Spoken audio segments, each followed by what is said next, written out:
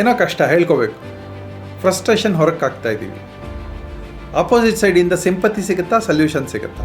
ಎಷ್ಟು ದೂರ ಇರ್ತೀವಿ ಸಂಬಂಧಗಳು, ಅಷ್ಟು ಅಟ್ಯಾಚ್ಮೆಂಟ್ ಇಲ್ಲದೇ ಇರುವ ಸಂಬಂಧಗಳು ಡೆಫಿನೆಟ್ಲಿ ಆ ಪೇನನ್ನು ಕಡಿಮೆ ಮಾಡಿ. ಯಾರನ್ನೂ ಪರ್ಮನೆಂಟ್ ಶತ್ರುಗಳಲ್ಲ, ಯಾರೂ ಪರ್ಮನೆಂಟ್ ಮಿತ್ರರಲ್ಲ. ಅವರವರ ಜೀವನ ಅವ್ರವ್ರದ್ದೇ. ಇವರು ನನ್ನ ಫ್ರೆಂಡು, ಇವರು ನನ್ನ ಲೈಫ್ ಲಾಂಗ್ ಇವ್ರು ನನ್ನ ಜೊತೇಲಿ ಇರ್ತಾರೆ. ಕಷ್ಟ ಹೇಳ್ಕೊಳಕ್ಕೆ ಹೋದಾಗಲೂ ಸಿಗಲ್ಲ ಅವರು, ಸುಖ ಹೇಳ್ಕೊಳ್ಬೇಕಾದ್ರೂ ಸಿಗಲ್ಲ. ನನ್ನ ಜೀವನ, ನನ್ನ ಲೈಫ್ ಇಲ್ಲೇ, ನನ್ನ ಡೆಸ್ಟಿನಿ ಇಲ್ಲೇ, ನಾ ಬದುಕಬೇಕಾಗಿರೋದು ಇಲ್ಲೇ. ಇಲ್ಲಿ ಇಷ್ಟು ಕೆಟ್ಟವರಿದ್ದಾರೆ, ಇಷ್ಟು ಒಳ್ಳೆಯವರಿದ್ದಾರೆ, ಇಷ್ಟು ವಿಷಯಗಳಲ್ಲಿ ನಾನು ಇವ್ರನ್ನ ನಂಬಬಹುದು, ಇಷ್ಟು ವಿಷಯಗಳಲ್ಲಿ ನಂಬಬಾರ್ದು.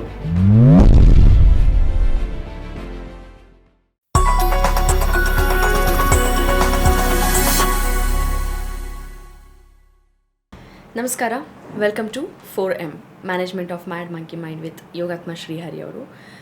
ಇವತ್ತು ನಾವು ಮಾತಾಡೋಕ್ಕೆ ಹೊರಟಿರೋ ವಿಚಾರ, ಬಹುಶಃ ಎಲ್ಲರ ಲೈಫಲ್ಲೂ ಒಂದು ರಿಲೇಷನ್ಶಿಪ್ ಅಂತ ಬಂದಾಗ ಯಾರೋ ನಮ್ಮನ್ನು ಕನ್ಸಿಡರ್ ಮಾಡಿದ್ರು, ಮಾಡದೆ ಹೋದರು ಅಂತ ನಾವು ಕೊರಗುವಾಗ ಅದರಲ್ಲಿ ಮುಖ್ಯವಾಗಿ ಬರುವಂತಹ ವಿಚಾರ. So let's talk about it ಅವ್ರ ಜೊತೆಗೇ. ನಮಸ್ಕಾರ. ನಮ್ಮ ಲೈಫನ್ನು ಜರ್ನಿಯಲ್ಲಿ ತುಂಬ ಜನ ಸಿಗ್ತಾರೆ, ತುಂಬ ಜನರ ಪರಿಚಯ ಆಗುತ್ತೆ. ಯಾವ್ಯಾವುದೋ ಕಾರಣಗಳಲ್ಲಿ ಒಂದಷ್ಟು ಜೊತೆ ಒಡನಾಟ ಇಟ್ಕೊಳ್ತೀವಿ. ಒಂದು ಫೇಸಲ್ಲಿ ಕೆಲವ್ದು ಕಂಟಿನ್ಯೂ ಆಗುತ್ತೆ, ಕೆಲವ್ದು ಕಂಟಿನ್ಯೂ ಆಗಲ್ಲ. ನಾವು ಅನ್ಕೋತೀವಿ ಫಾರ್ ಎವರ್ ಅಂತ, ಬಟ್ ಎಲ್ಲೋ ಒಂದು ಕಡೆ ಆಗೋದಿಲ್ಲ. ಯಾರನ್ನೂ ಅನ್ಕೋತೀವಿ ಟೈಮ್ ಬೀಯಿಂಗ್ ಅಂತ, ಬಟ್ ಅವರು ಅನ್ಎಕ್ಸ್ಪೆಕ್ಟೆಡ್ ಆಗಿ ತುಂಬ ಜರ್ನಿಯಲ್ಲಿ ಜೊತೆಯಲ್ಲಿರ್ತಾರೆ. ಸೊ ಈ ಥರ ತುಂಬ ಜನ ಬೇರೆ ಬೇರೆ ರೀತಿಯ ಪಾತ್ರಗಳನ್ನ ನಮ್ಮ ಎಲ್ಲರ ಲೈಫಲ್ಲೂ ವಹಿಸ್ತಾರೆ. ಈ ಕೋ ಪ್ಯಾಸೆಂಜರ್ಸ್ ಅಂತ ಕರಿಬೇಕಾ ಅವ್ರನ್ನ, ಅಥವಾ ಈ ಸಿಗುವವರು ಇದ್ದಾರಲ್ಲ ನಮ್ಮ ಲೈಫಲ್ಲಿ, ಒಂದೊಂದು ಸ್ಟೇಜಲ್ಲಿ ಒಬ್ಬೊಬ್ಬರು ಸಿಗ್ತಾರಲ್ವ. ಸೊ ಅದನ್ನು ಹೇಗೆ ಅರ್ಥ ಮಾಡ್ಕೊಳ್ಳೋದು ಅಥವಾ ಅದನ್ನ ಹೇಗೆ ಕಾಪಾಡ್ಕೊಳ್ಳೋದು, ಇದ್ರ ಬಗ್ಗೆ ನೀವೇನು ಹೇಳ್ತೀರಾ? ಟ್ರೈನಲ್ಲಿ ಹೋಗಿದ್ದೀರಿ, ಯಾರ್ಯಾರು ಸಿಗ್ತಾರೆ? ಯಾರ್ಯಾರೋ ಸಿಗ್ತಾರೆ. ಕೋ ಟ್ರಾವೆಲರ್ಸ್ ಇರ್ತಾರೆ. ಯಾರ್ಯಾರು ಸಿಗ್ತಾರೆ? ಯಾವ ಥರ ಸಿಗ್ತಾರೆ? ಕೋ ಟ್ರಾವೆಲರ್ಸ್ ಇರ್ತಾರೆ, ಟಿ ಬರ್ತಾರೆ, ಏನೋ ಮಾಡ್ಕೊಂಡು ಹೋಗೋರು ಬರ್ತಾರೆ. ಎಲ್ಲರ ಜೊತೆನೂ ಮಾತಾಡ್ತೀರಾ? ಇಲ್ಲ. ಎಲ್ಲರನ್ನೂ ನಂಬ್ತೀರಾ? ಇದು ನಮಗೆ ಅಂದರೆ ಒಂದು 25-30 ವರ್ಷದ ಅನುಭವ ಆಗ್ತಾ ಇದ್ದಂಗೆ ನಮ್ಗೆ ಯಾರನ್ನ ಮಾತಾಡಿಸ್ಬೇಕು, ಯಾರನ್ನ ಮಾತಾಡಿಸ್ಬಾರ್ದು ಗೊತ್ತಾಗುತ್ತೆ. ಎಷ್ಟೊತ್ತು ಮಾತಾಡಿಸ್ಬೇಕು, ಏನು ಮಾತಾಡಿಸ್ಬೇಕು ಗೊತ್ತಾಗುತ್ತಲ್ವ. ಯಾರ ಜೊತೆ ವ್ಯಾವಹಾರಿಕವಾಗಿರಬೇಕು, ಯಾರ ಜೊತೆ ವ್ಯಾವಹಾರಿಕವಾಗಿರಬಾರ್ದು, ಯಾರ ಜೊತೆ ನಗ್ನಗ್ತಾ ಇರಬೇಕು, ಯಾರ ಜೊತೆ ರಿಸರ್ವ್ ಆಗಿರಬೇಕು, ಅನುಭವ ಕಲಿಸ್ಬಿಡುತ್ತಲ್ವ. ಟ್ರೈನಲ್ಲಿ ಯಾಕೆ ನಾವು ಎಲ್ಲರೂ ಇಳಿಯುವಾಗ ನಾವು ಇಳಿದವ್ರ ಜೊತೆ ಹೊರಟೋಗಲ್ಲ? ನಾವು ಇಳಿಬೇಕಾದ ಜಾಗ ಬೇರೆ ಇರುತ್ತೆ.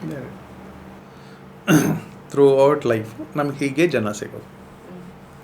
ನಾವು ಅಂದ್ಕೊಂಡಿರ್ತೀವಿ ಇವರೆಲ್ಲ ಆತ್ಮೀಯರು, ಯಾಕೆಂದರೆ ನಗ್ನಗ್ತಾ ಮಾತಾಡಿದ್ದಾರೆ, ಪ್ರಶಾಂತವಾಗಿದ್ದಾರೆ, ಒಳ್ಳೆ ಮಾತುಗಳನ್ನು ಆಡಿದ್ದಾರೆ, ಹಾಗಾಗಿ ಅವ್ರ ಹಿಂದೆ ಸೇಲಾಗಿ ಹೊರಟೋಗ್ತೀವಿ. ಸ್ವಲ್ಪ ದೂರ ಹೋದ್ಮೇಲೆ ಗೊತ್ತಾಗುತ್ತೆ ಅವ್ರ ಲೈಫೇ ಬೇರೆ, ನಮ್ಮ ಲೈಫೇ ಬೇರೆ. ಹೀಗೆ ಆದ ಅನುಭವಗಳೇ ನಮಗೆ ಕಹಿ ಅನುಭವಗಳಾಗಿ ಕ್ರಮೇಣ ನಾವು ಫಿಲ್ಟರ್ ಮಾಡ್ಕೊಂಡು ಬರ್ತೀವಿ. ಈಗ ಕೋ ಪ್ಯಾಸೆಂಜರ್ಸ್ ಅಂತ ಹೇಳಿದ್ರಿ, ಬೆಳಿಗ್ಗೆಯಿಂದ ಸಂಜೆವರೆಗೂ ನಮ್ಗೆ ಎಷ್ಟು ಜನ ಕೋ ಪ್ಯಾಸೆಂಜರ್ಸ್ ಇದ್ದಾರೆ?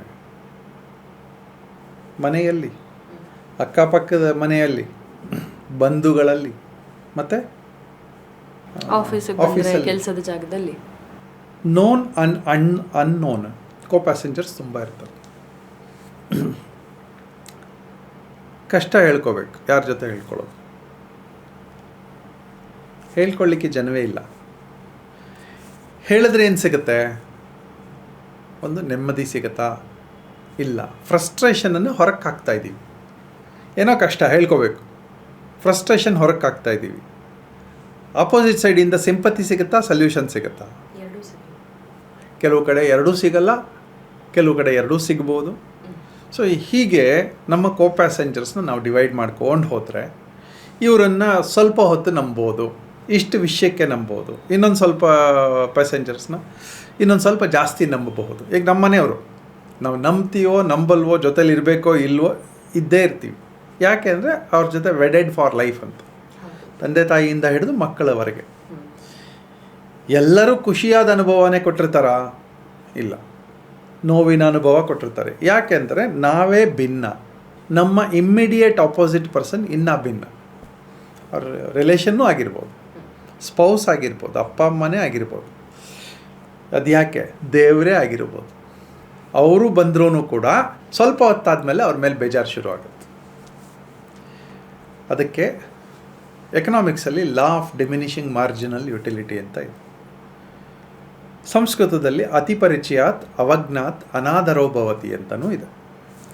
ಸೊ ಈ ಬಾರ್ಡರ್ಗಳು ನಮಗೆ ಹಾಕ್ಕೊಳ್ಳೋಕೆ ಬರಬೇಕು. ಬಾರ್ಡರ್ ಅಂತಂದರೆ ಇವರು ನನ್ನ ಫ್ರೆಂಡು, ನಾವೇನು ಅಂದ್ಕೊಂಬಿಟ್ವಿ, ಮನೆಯವರನ್ನು ಬಿಟ್ಟು ಬಾಕಿ ಎಲ್ಲರೂ ಫ್ರೆಂಡು ಅಂತ ಅಂದ್ಕೊಂಬಿಟ್ಟು ಅಲ್ವಾ. 3 ಕ್ಯಾಟಗರಿ ನಾವು ಮಾಡ್ಕೊಂಡಿರೋದು: ಮನೆಯವರು, ಬಂಧುಗಳು, ರಿಲೇಟಿವ್ಸ್. 3ನೇದು ಫ್ರೆಂಡ್ಸ್ ಅಂತ. ನಾವು ನಮಗೆ ಚಿಕ್ಕನ್ನಿಂದ ಬಂದದ್ದು ಒಂದು ಪದ ಫ್ರೆಂಡ್ ಅಂತ, ಸ್ನೇಹಿತರು ಅಂತ. ಎಷ್ಟೋ ಸಲ ಮನೆಯವ್ರು ಕೈ ಕೊಟ್ಟಾಗ ಫ್ರೆಂಡ್ಸ್ ಸಿಕ್ಕಿರ್ತಾರೆ, ಫ್ರೆಂಡ್ಸ್ ಕೈ ಕೊಟ್ಟಾಗ ಮನೆಯವ್ರು ಸಿಕ್ಕಿರ್ತಾರೆ, ಎರಡೂ ಉಂಟು. ಈಗ ಜೀವನದ ಅನುಭವ ನಮಗೇನೇನು ಕಲಿಸ್ಬೇಕು ಅಥವಾ ನಾವು ಹೆಂಗಿರಬೇಕು ಅಂತಂದ್ರೆ ತುಂಬ ಸಿಂಪಲ್ ಇದೆಲ್ಲ. ನಾವೇ ಭಿನ್ನ ಅಂದರೆ ಬೆಳಿಗ್ಗೆ ನನ್ನ ಕ್ಯಾರೆಕ್ಟರ್ ಬೇರೆ, ಮಧ್ಯಾಹ್ನದ ಕ್ಯಾರೆಕ್ಟರ್ ಬೇರೆ, ಸಂಜೆಯ ಕ್ಯಾರೆಕ್ಟರ್ ಬೇರೆ. ಸೊ ನಾನು ಯಾರ್ಯಾರ ಜೊತೆ ಮಾತಾಡಿರ್ತೀನಿ, ಎಕ್ಸ್ಪೆಕ್ಟೇಷನ್ ಇಲ್ಲದೆ ಮಾತಾಡಿದಾಗ ನನಗೆ ಅವರಿಂದ ತೊಂದರೆನೂ ಇಲ್ಲ, ಖುಷಿನೂ ಇಲ್ಲ. ಯಾವಾಗ ತೊಂದರೆ ಆಗ್ತದೆ, ಯಾವಾಗ ನಮಗೆ ಡಿಸ್ಟರ್ಬೆನ್ಸ್ ಆಗುತ್ತೆ, when ever we believe that the opposite person is for life. ಇವರು ನನ್ನ ಫ್ರೆಂಡು, ಇವರು ನನ್ನ ಲೈಫ್ ಲಾಂಗ್ ಇವ್ರು ನನ್ನ ಜೊತೇಲಿ ಇರ್ತಾರೆ. ಕಷ್ಟ ಹೇಳ್ಕೊಳಕ್ಕೆ ಹೋದಾಗಲೂ ಸಿಗಲ್ಲ ಅವರು, ಸುಖ ಹೇಳ್ಕೊಳ್ಬೇಕಾದ್ರೂ ಸಿಗಲ್ಲ. ಸೊ ಮೊದಲನೇ ರೂಲ್ ಏನು? Never ever believe A person permanently. ಅವ್ರ ಅಕ್ವೈಂಟೆನ್ಸಸ್ ಅಂತ ನಾನು ಕರಿತೀನಿ. ಇದು ಪರಿಚಿತರು ಅಷ್ಟೆ, ಅಪರಿಚಿತರು ಇರ್ಬೋದು. ಅಕ್ವೈಂಟೆನ್ಸಸ್ ಅಂತಂದರೆ ನಮ್ಮ ಜೊತೆ ಬಂದಿರೋಂಥವ್ರು, ಟ್ರಾವೆಲರ್ಸ್ ಅಂತ ಹೇಳ್ಬೋದು. ಸೊ 99.99% ಜನ ನಮಗೆ ಟ್ರಾವೆಲರ್ಸ್ ಅಷ್ಟೇ. ಅವರ ಸ್ಟೇಷನ್ ಬಂದಾಗ ಅವ್ರು ಇಳಿದೋಗ್ತಾರೆ, ನಮ್ಮ ಸ್ಟೇಷನ್ ಬಂದಾಗ ನಾವು ಇಳಿದೋಗ್ತೀವಿ ಅಲ್ವಾ. This is law of life. ಎಷ್ಟೋ ಬಾರಿ ಒಂದು ಕೊರಗಿರುತ್ತೆ, ನಮ್ಮವರು ಅಂದ್ಕೊಂಡೆ, ನನ್ನ ಹತ್ರದವರು ಅಂದ್ಕೊಂಡೆ, ಆದರೆ ಜೊತೆಗೆ ಬರಲಿಲ್ಲ, ಏನೋ ಸರಿ ಹೋಗಲಿಲ್ಲ ಅನ್ನೋ ಕೊರಗಿರುತ್ತೆ. ಆ ಕೊರಗೋರಿಗೆ ಏನು ಹೇಳ್ತೀರಾ? How to take this? Expectation ಕಡಿಮೆ ಮಾಡಿ. ಸಂದರ್ಭಗಳೇ ಬೇರೆ ಬೇರೆ, ಮನಸ್ಥಿತಿಗಳು ಬೇರೆ ಬೇರೆ. ಈ ಎರಡೂ ಕೂಡಬೇಕು ಅಂತಂದರೆ ವರ್ಷಕ್ಕೋ 2 ವರ್ಷಕ್ಕೋ 5 ವರ್ಷಕ್ಕೋ ಒಂದು ಸಲ ಕೂಡುತ್ತೆ. ಸೊ ಎಕ್ಸ್ಪೆಕ್ಟೇಷನ್ ನಿಲ್ಲಿಸಿದಾಗ ಎಲ್ಲ ಸಂಬಂಧಗಳೂ ಕೂಡ ಇಟ್ ಈಸ್ ಎ ಗುಡ್ ಸಂಬಂಧ. ಎಕ್ಸ್ಪೆಕ್ಟೇಷನ್ ಇಟ್ಕೊಂಡಾಗ 99.99% ಸಂಬಂಧಗಳೆಲ್ಲ ಹಳಸಿ ಹೋಗುತ್ತೆ. ಬಟ್ ಎಕ್ಸ್ಪೆಕ್ಟೇಷನ್ನೇ ಬರಲ್ವಾ ಸಂಬಂಧಗಳ ಮಧ್ಯ? ಬರುತ್ತಲ್ಲ, ಬರಬೇಕು. ಎಕ್ಸ್ಪೆಕ್ಟೇಷನ್ ಬಂದಾಗ ಬೇಜಾರಾಗುತ್ತೆ, ನೋವಾಗುತ್ತೆ. ಇದನ್ನು ಹೇಗೆ ಹ್ಯಾಂಡಲ್ ಮಾಡೋದು? ಹಾಗಿದ್ರೆ ಆ ಸಿಚುಯೇಷನ್ನ ಗೆಲ್ಲಬೇಕಷ್ಟೆ. ಅಂದರೆ ಗೆಲ್ಲಬೇಕಷ್ಟೆ. ಎಕ್ಸ್ಪೆಕ್ಟೇಷನ್ ಇಲ್ಲದೇ ಇರುವ ಸ್ಥಿತಿಗಳು ತಂದ್ಕೋಬೇಕು. ಮೊದಲನೇ ಸಲ ಒಬ್ಬರನ್ನ ನಂಬಿದ್ದೀವಿ, ಕೈ ಕೊಟ್ಟಿದ್ದಾರೆ. 2ನೇ ಸಲ ನಂಬಿದ್ದೀವಿ, ಕೈ ಕೊಟ್ಟಿದ್ದಾರೆ. 3ನೇ ಸಲ ನಂಬಿದ್ದೀವಿ, ಕೈ ಕೊಟ್ಟಿದ್ದಾರೆ. ಅಂದರೆ ಹಿಸ್ಟ್ರಿ ಹೀಗೆ ಅಂತ ಅರ್ಥ ಮಾಡ್ಕೊಂಡ್ರೆ ಆಯಿತು. ಒಬ್ಬರಿಂದ ಆಗಿರೋದನ್ನು 100 ಜನಕ್ಕೆ ಅಳವಡಿಸ್ಕೊಳ್ಳಿ. ಎಕ್ಸ್ಪೆಕ್ಟೇಷನ್ ಇಲ್ಲದೆ, ಎಮೋಷನ್ ಇಲ್ಲದೆ ಬದುಕೋಕ್ಕಾಗಲ್ಲ. ಆದರೆ ಎಕ್ಸ್ಪೆಕ್ಟೇಷನ್ ಮಾಡ್ತಾ ಮಾಡ್ತಾ ಮಾಡ್ತಾ ಅದನ್ನು ಮಿನಿಮೈಸ್ ಮಾಡ್ಕೊಳ್ಳಿ. Density of expectation. ಈಗ ಒಂದು ಕಾಫಿ ಕುಡಿಬೇಕು, ನಾವಿಬ್ಬರು ಹೋಗಿ ಕಾಫಿ ಕುಡಿಬೇಕು. ಹಿಂದಿನ ದಿನ ಡಿಸೈಡೆಡ್ ಇಂಥ ಕಡೆ ಹೋಗಿ ಕಾಫಿ ಕುಡಿಯೋಣ ಅಂತ. ಸಂದರ್ಭ ಆಗಲಿಲ್ಲಪ್ಪ, ನಿಮ್ಗಾಗಲಿಲ್ವೋ ನನಗಾಗಲಿಲ್ವೋ, ಆಗಲಿಲ್ಲ. ಒಂದು ಕಮ್ಯುನಿಕೇಷನ್ ಎಷ್ಟು ಓಪನ್ ಇಡಬೇಕಂತಂದರೆ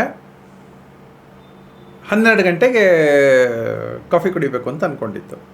11:55 ನಿಮಗೇನೋ ಒಂದು ಕೆಲಸ ಬಂತು ಅಥವಾ ನನಗೆ ಬಂತು, ಒಂದು ಕಮ್ಯುನಿಕೇಟ್ ಮಾಡಿಬಿಟ್ಟು ಸಾರಿ ಇವತ್ತು ಮೀಟ್ ಮಾಡಲಿಕ್ಕೆ ಆಗಲ್ಲ ಅಂತಂದರೆ ತಕ್ಷಣ 1 ಸೆಕೆಂಡಲ್ಲಿ ನಾವು ಅದನ್ನು ಅರ್ಥ ಮಾಡಿಕೊಂಡು ಅಳವಡಿಸ್ಕೊಳ್ಳೋಕೆ ರೆಡಿ ಇದ್ದರೆ ಯಾವುದೇ ಸಂಬಂಧ ಹಳಸಲ್ಲ.